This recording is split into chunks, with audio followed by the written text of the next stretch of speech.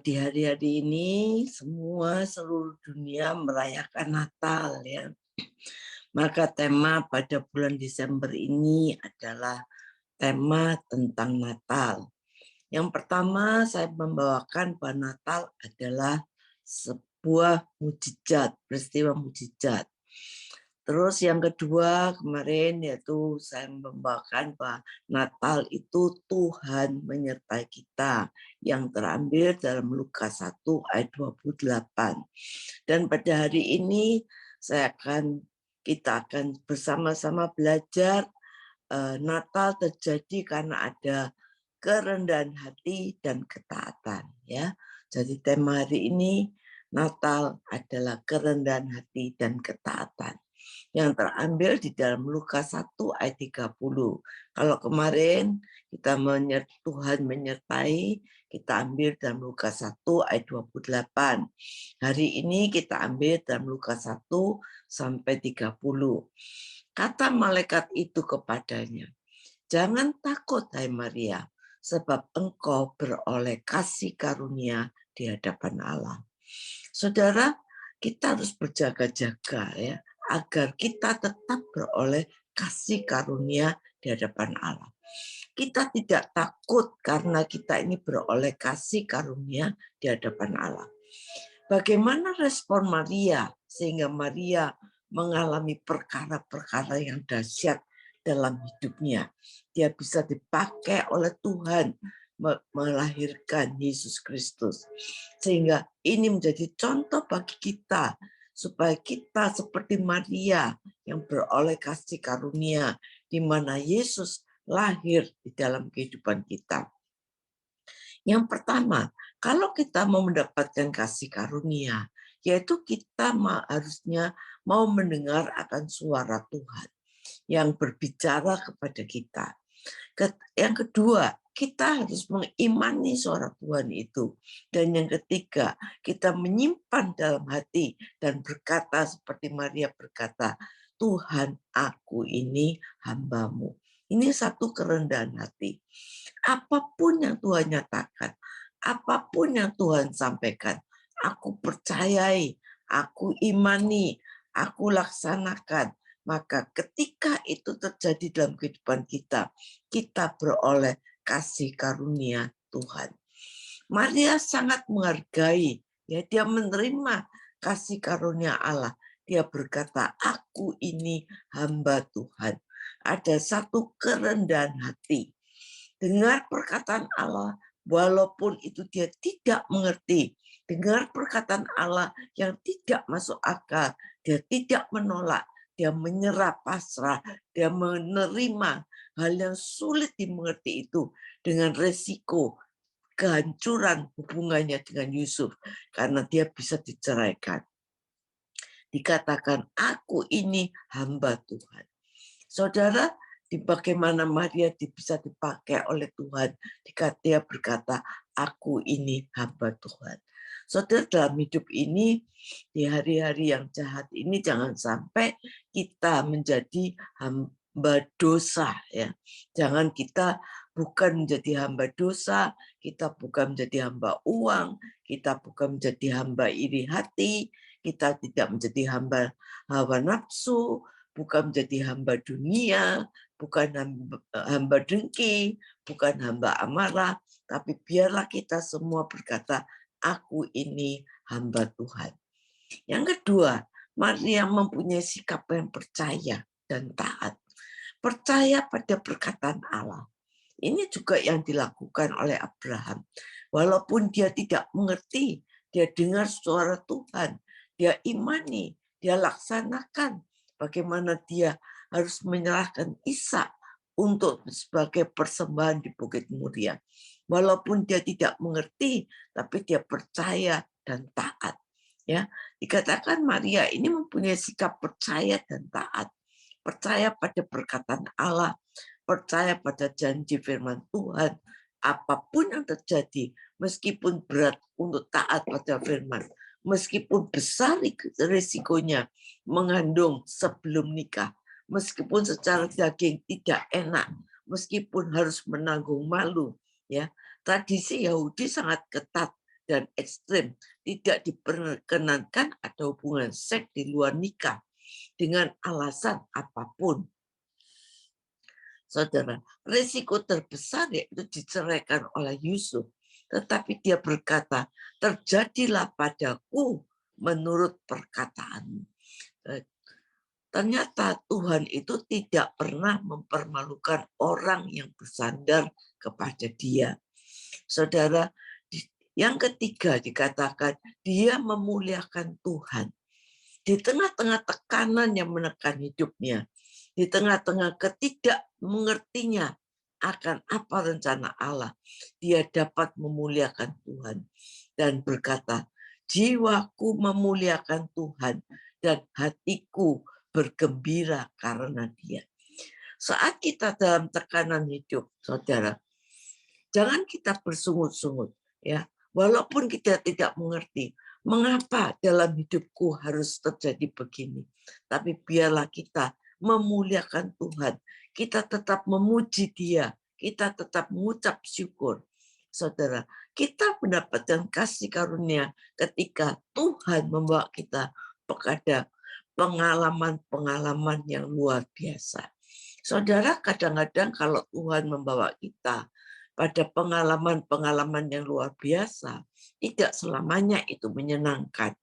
Terkadang bisa menyakitkan hati kita, bisa membingungkan kita, ya, yang membuat kita bertanya, kenapa saya mengalami semua ini?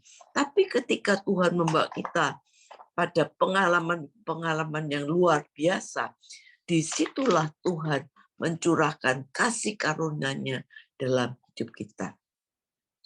Firman Tuhan hari ini bukan cuma untuk Maria, tapi juga untuk kita sebagai orang percaya. Dengarkan firman Tuhan.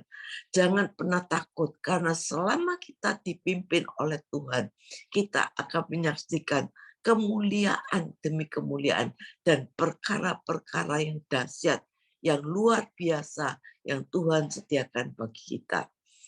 Yang kedua, karena kasih karunia ini, kita diberi kemampuan, kuasa Allah, supaya kita sanggup melakukan yang tidak mungkin menjadi mungkin.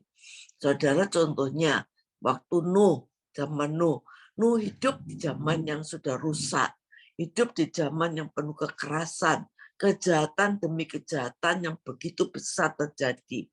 Terjadi zaman Nuh, manusia cenderung untuk melakukan kejahatan. Tetapi Nuh, seorang mendapatkan kasih karunia Allah di tengah dunia yang sudah bobrok itu, Nuh mampu menjadi orang benar. Karena apa? Kekuatan Allah memberikan kemampuan kepada Nuh untuk tetap bergaul dengan Allah. Saudara, pada waktu murka Allah turun, ya, manusia dibinasakan, dikatakan oleh air bah, tetapi Nuh tidak binasa, tetapi mengalami kemuliaan demi kemuliaan. Kita saat ini hidup di tengah-tengah zaman seperti terjadi pada zaman Nuh, di mana kejahatan timbul seperti jamur, kerusuhan muncul di mana-mana tanpa diundang. Kita tidak tahu apa yang terjadi di depan kita. Tetapi kalau kita ada dalam tangan Tuhan, sebagai orang yang percaya, yang melekat sungguh-sungguh pada Tuhan, yang sungguh-sungguh hidup kita bersandar pada firman Allah, maka firman Allah berkata, jangan takut. Karena hidup kita tidak tergantung daripada keadaan dunia. Tidak tergantung kepada keadaan ekonomi dunia. Walaupun dikatakan tahun 2023 ada tahun resesi. Saudara, hidup kita tidak tergantung dengan keadaan dunia. Tetapi hidup kita tergantung pada kasih karunia Allah. Hidup kita tergantung dari Allah. Karena Allah dikatakan di dalam 1 Tesalonika 5 ayat 9, Allah tidak menetapkan kita untuk ditimpa murka, tetapi untuk beroleh keselamatan oleh Yesus Kristus Tuhan kita. Ya, jadi kita mau belajar seperti Maria yang berkata dengan kerendahan hati, bahwa aku ini hamba Tuhan.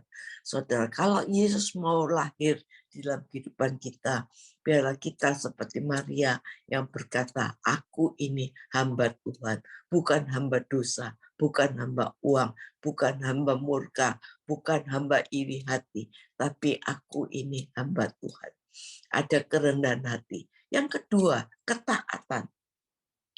Di dalam penggenapan rencana Allah, ketaatan Yusuf ya sebagai suami Maria memegang peranan yang luar biasa. Yusuf itu artinya mehiet, artinya taat kemana Tuhan mau bawa. Ketika dia masih bertunangan dengan Maria di dalam Matius 1, Maria harus hamil oleh Roh Kudus. Saat itu statusnya belum sebagai suami istri. Tetapi dikatakan Yusuf tidak berontak. Yusuf tanpa komentar, walaupun itu peristiwa akan memalukan masa depannya. Tapi Yusuf yang artinya Tuhan taat kemana Tuhan bawa. Dia tidak berontak, dia tidak komentar, tetapi dia taat melakukan. Saudara, kita lihat bagaimana setelah 2 tahun di dalam Matius 2 ayat 3-15. Waktu Herodes membunuh semua bayi-bayi. Karena Herodes telah mendengar berita seorang raja telah lahir. Maka malaikat Tuhan menyuruh Yusuf membawa anaknya ini lari ke Mesir.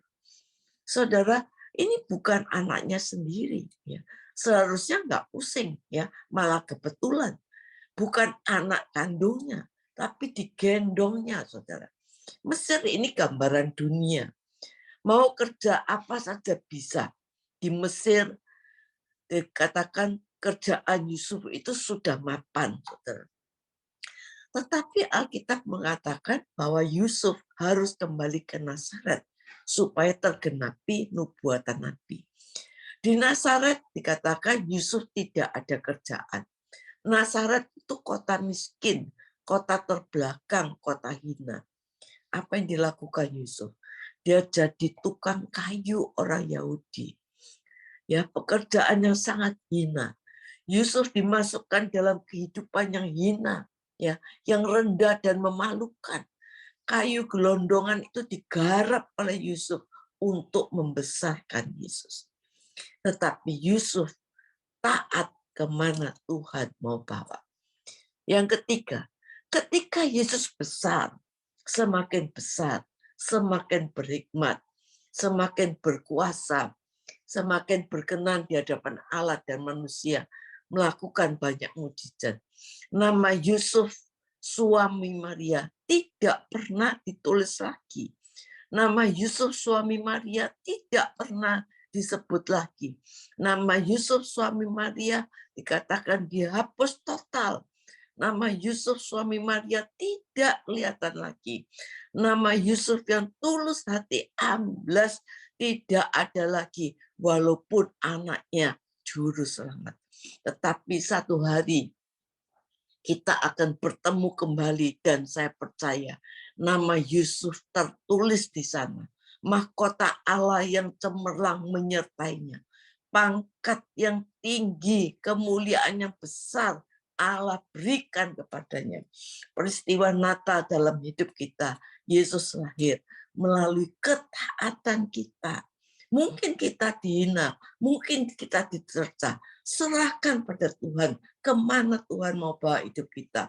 Setelah itu dijadikan Yesus menjadi besar di dalam hidup kita. Ya, dikatakan Yesus menjadi kuat, Yesus menjadi berkuasa dalam hidup kita, saudara, sehingga akhirnya Yesus semakin tinggi, ya, semakin besar dalam hidup kita, semakin berkuasa, dan nama kita tidak ada lagi.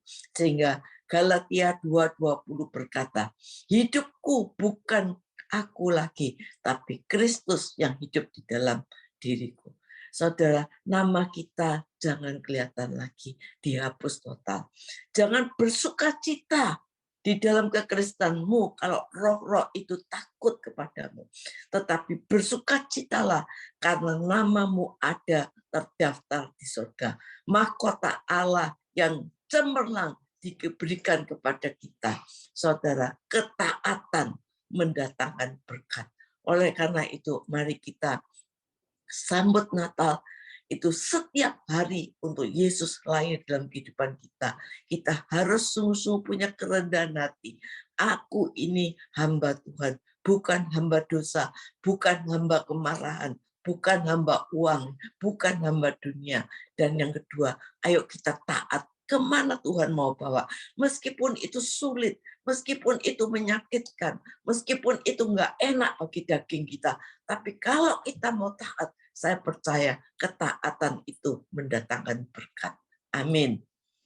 Saya akan berdoa untuk semua yang mengikuti Zoom pada pagi hari ini.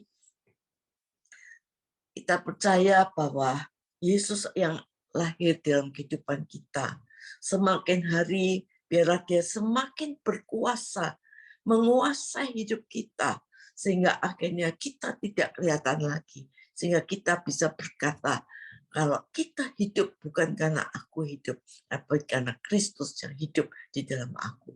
Kalau Kristus hidup di dalam kehidupan kita, maka hidup kita akan dilihat orang, menjadi berkat banyak orang. Apa yang kita lakukan, ketaatan kita menjadi berkat. Berkat di tengah keluarga kita, berkat di tengah usaha kita, berkat di tengah pelayanan kita. Dan orang akan melihat bahwa Kristus ada di dalam hidup kita. Kita akan diberkati. Kita akan menerima mujizat-mujizat yang luar biasa. Yang sakit disembuhkan. Yang bekerja, Tuhan membuat semuanya berhasil. Keluarga-keluarga dipulihkan.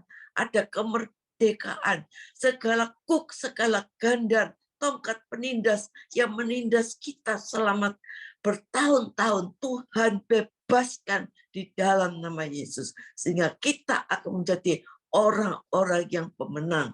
Orang-orang yang mengalami kemenangan yang dibawa oleh Tuhan dari satu kemuliaan kepada kemuliaan. Dan kita akan dirasakan bahwa kita bukan menjadi ekor, tetapi menjadi kepala. Kita akan diberkati oleh Tuhan secara luar biasa. Yesus yang menyertai kita, Emmanuel. Amin.